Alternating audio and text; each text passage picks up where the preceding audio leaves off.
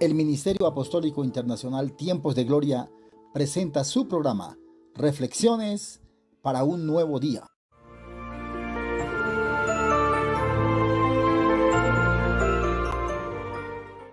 Escúchelo en la voz del pastor, su amigo y hermano Jesús Medina.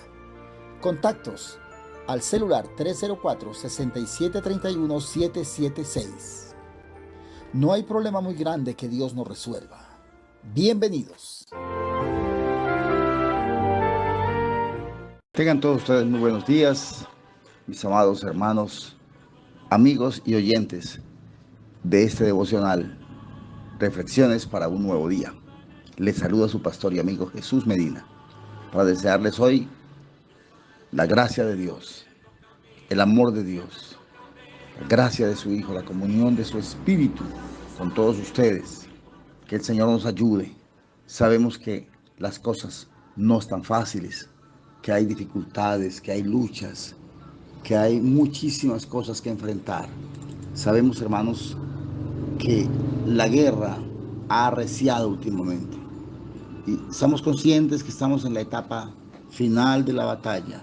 Estamos en esa recta final y por lo tanto necesitamos mucho la ayuda de Dios.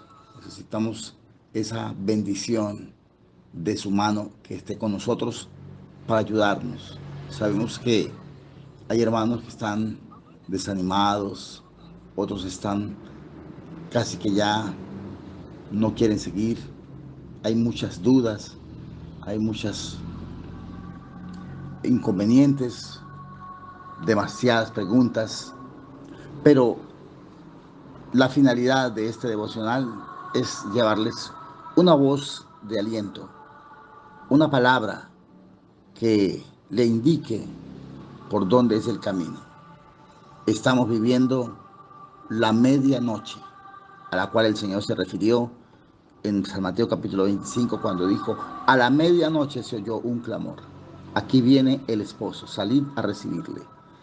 El Señor se refirió a esa medianoche dando a entender que este tiempo sería un tiempo de mucha oscuridad. La noche significa ignorancia, significa nubes de oscuridad. La noche significa que no hay luz en el camino y que como que no se sabe, como que se perdió el norte, se perdió el horizonte, se perdió esa guianza. Y necesitamos nosotros, hermano, escuchar la voz de Dios. Por eso le digo, antes de salir de su casa, antes de abrir esa puerta, ore a Dios. Antes de comenzar el día, ore a Dios. Hoy me voy a referir a este tema que lo he titulado: no es vuestra la guerra, sino de Dios. Debemos volver nuestra confianza hacia Dios. Hay cosas que nosotros no podemos hacer, cosas que se salen de nuestras manos, cosas imposibles para nosotros. No sabemos a veces qué hacer, pero ahí es donde debemos ir a la fuente, ir a Dios y doblar nuestras rodillas, o donde estemos sentados, o donde vayamos viajando, donde estemos, cerrar nuestros ojitos y decirle: Señor, no sé qué hacer. La historia de hoy está en el libro de Segundo de Crónicas, capítulo 20. Allí encontramos, y quiero hoy tomar el tiempo para hacer esta lectura, para que usted vaya viendo cómo un hombre de Dios estaba siendo perseguido, atacado en ese momento por una gran multitud de personas. El rey de la historia de hoy se llama Josafat. Es el rey de las dos tribus de Judá. El reino de Israel se dividió y 10 tribus se fueron hacia el norte y se llamó el reino de Israel, las 10 tribus de Israel. Pero los otros dos tribus, Judá y Benjamín, siguieron unidos. Estas dos tribus pequeñitas, dos tribus dieron ejemplo, por eso no quisieron irse en la división, sino se mantuvieron firmes y fueron Estas dos tribus, la tribu de Judá, conocida como la tribu de Judá, fueron, hermano, el reino más fuerte con Dios. Los amonitas y los amonitas y los moabitas eran los nietos de ese hombre que pecó con sus hijas, conocido como Lot. Y los hijos del pecado eran Amón y Moab. Y siempre fueron enemigos del pueblo de Dios. Dios le había dicho a Moisés que los destruyera, pero quedaron vivos. Y estos fueron dos pueblos que atacaron siempre al pueblo de Israel, a las tribus de Dios. Josafat y todo el pueblo se encontraban esa mañana en un estado de indefensión. Mira lo que dice la lectura. Pasadas estas cosas, aconteció que los hijos de Amón y de Moab, ahí están, siempre los mismos. Siempre lo va a ver usted por todo el Antiguo Testamento, estas dos tribus, Moab y Amón, los hijos del pecado. Y allí están, hermano, dice, se unieron con otros señores llamados los neumitas y levantaron guerra contra Josafat. Y acudieron algunos y dieron aviso a Josafat diciendo esa mañana: contra ti viene una gran multitud del otro lado del mar, de Siria, y he aquí que están en Asesón, que es en Gadí. Y le dijeron: son tan numerosos que son como la arena del mar. Hermano, es una noticia aterradora, una noticia que le estremeció el corazón al rey, y dice que el rey Josafat tuvo miedo, tuvo miedo. A veces, hermano, nosotros como seres humanos, es normal que sintamos miedo, sentimos temor, sabemos que se sale de nuestras manos esto o aquello. Una situación de salud, por ejemplo. En la situación de salud, a veces ni los médicos pueden hacer nada, a veces ni el dinero puede hacer nada, ni los especialistas pueden hacer nada, ni los medicamentos pueden hacer nada. Ahí hay temor. Cuando la persona está enferma, hospitalizada y ya está entubada, ya está canalizada, y el médico le dice al paciente que está afuera esperando, al familiar, le dice: no, hay que esperar. Y allí, hermano, nuestro corazón se llena de miedo, de temor, porque es algo donde nos sentimos impotentes. No hay nada, ni dinero, ni amigos, ni conocimientos que pueda ayudarnos. Nos sentimos impotentes. Puede ser también un problema económico. A veces lo económico nos frustra porque no hay dinero y los acreedores, los devoradores, los cobradores están ahí encima. A veces me dijo alguien: hermano, yo quisiera acostarme, cerrar los ojos y que no volviera a amanecer para mí, porque sé que al otro día están ahí los problemas, los cobradores en la puerta, las llamadas del teléfono. Y es algo terrible cuando nosotros estamos en un estado de indefensión donde no sabemos qué hacer. Entonces tenemos miedo por la situación política que afrontamos, tenemos miedo. ¿Qué va a pasar? ¿Qué va a ser de nosotros? ¿Qué va a ser de nuestros hijos? ¿Qué va a ser de nuestros negocios? ¿Qué va a ser de nuestras actividades? ¿Qué va a hacer? Tenemos miedo, es normal. Eso no quiere decir que no tengamos fe. No, hermano. Sí somos seres humanos. Y como seres humanos, a veces experimentamos ese terror que nos cubre, que nos llega al corazón y que nos arruga el alma. Y entonces dice Josafat, tuvo miedo. ¿Y qué hizo? No dice que se puso a hacer llamadas para ver si lo ayudaban los otros países o mandó mensajeros para buscar ayuda en el hombre. sino que dice el versículo, y ahí está la palabra para esta mañana. Y Josafat dobló sus rodillas, se humilló para consultar a Jehová.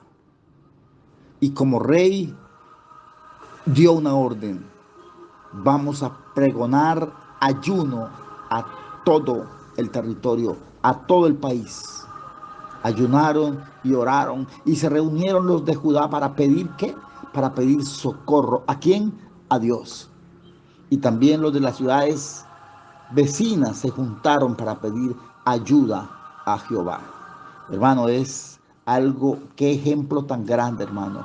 ¿Qué hacer en medio de una crisis, de una situación tan deprimente como la que estaban ellos viviendo? Dice que era una multitud tan grande, hermano, como la arena del mar. Nadie podía contar esa multitud. Era algo terrible, era terrorífico lo que venía contra ellos. Gente de caballos, a pie, armados, con armas sofisticadas. Y ellos eran un pueblo, hermano, que no tenían esa capacidad de guerra, no tenían esa capacidad de pelea, no tenían esa capacidad armamentística contra esta multitud que venía contra ellos. Y allí entonces aparece, hermano, en medio de esa oración, en medio de ese clamor, cuando clamamos a Dios, Dios da respuesta. Los oídos de Dios no se han cerrado para no oír, sus ojos no se han cerrado para no ver. Gloria a Dios. El Señor es mi pastor y nada me faltará. Clama a mí y yo te responderé. Y haré contigo cosas grandes y ocultas que tú no entiendes, que tú no conoces. En Job 9:10 dice, Él, Dios, hace cosas grandes, maravillosas e incomprensibles sin número. Aleluya.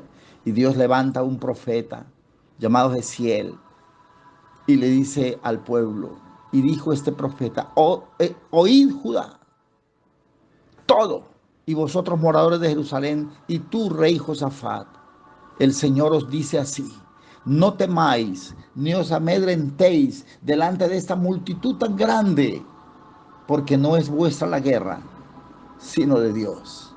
Aleluya. Ese es el tema para esta mañana. No se preocupe, no se angustie más. Echa sobre el Señor tu carga, ese problema, eso que te causa terror, eso que te causa miedo, ese problema. Primera de Pedro 5:7 dice, echando toda vuestra ansiedad sobre Él. Aleluya. ¿Por qué? Porque Él tiene cuidado de vosotros. ¿Sí? No siga pidiendo ayuda al hombre, no siga buscando la ayuda en el hombre, porque en el hombre no hay salvación, dice la palabra. Maldito el hombre que confía en el hombre, pero bendito el hombre que confía en Jehová.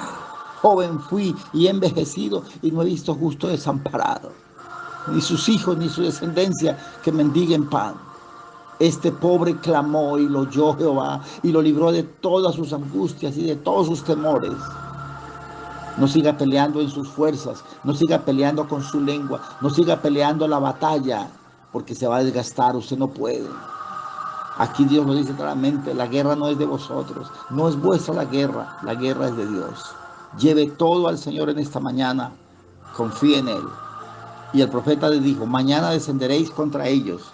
He aquí que ellos subirán por la cuesta de Cis y los hallaréis junto al arroyo, antes del desierto de Jeruel.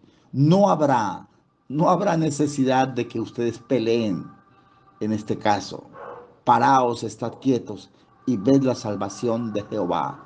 Oh Judá y Jerusalén, no temáis ni desmayéis, salid mañana contra ellos. Jehová estará con vosotros. ¿Y qué pasó al final de todo? Dice que Dios colocó terror en los enemigos y ellos se mataron unos a otros, se confundieron y sus mismas emboscadas sirvieron para dar muerte entre ellos mismos. Cuando el pueblo descendió al día siguiente, los encontró muertos en este valle. Y dice, no tuvieron ellos que mover ni siquiera un dedo, porque Dios peleó sus batallas. Amigo y hermano, tal vez esta palabra usted la necesita. Escuche esta palabra. ese problema, esa necesidad, esa enfermedad, ese temor, ese miedo, ese no sé qué hacer, llévelo a Dios en esta mañana. Echa sobre Jehová tu carga y Él te sustentará. ¿Cómo lo va a hacer Dios? Usted no se preocupe por el cómo. Simplemente eche su ansiedad, su angustia sobre Él. Lo único que dice la palabra es que Dios va a pelear nuestras batallas y que el Señor sabe hacer cosas grandes, maravillosas, incomprensibles. Quiere decir que usted no entiende, ni yo entiendo cómo va a hacerlo, pero lo va a hacer. De eso sí puede estar plenamente seguro.